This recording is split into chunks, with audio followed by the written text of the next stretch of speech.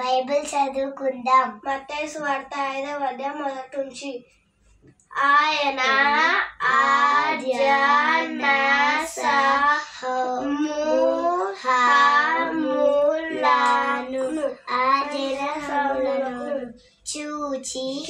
చూచి కొండ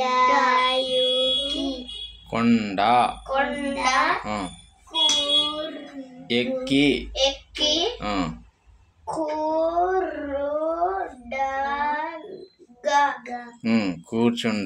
కూర్చుండగా ఆయన శిష్యులు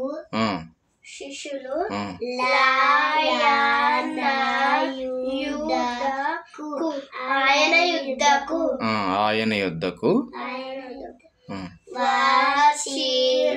వచ్చిరి. అప్పుడు ఆయన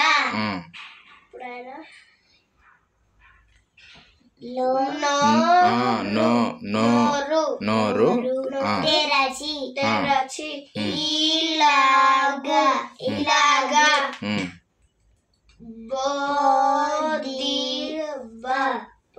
బోధింప సాగెను.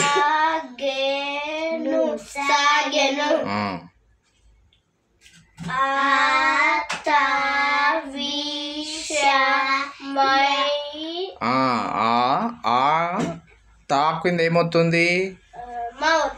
అయితే ఆత్మ అవుతుంది. అది దీనులైన వారు ధన్యులు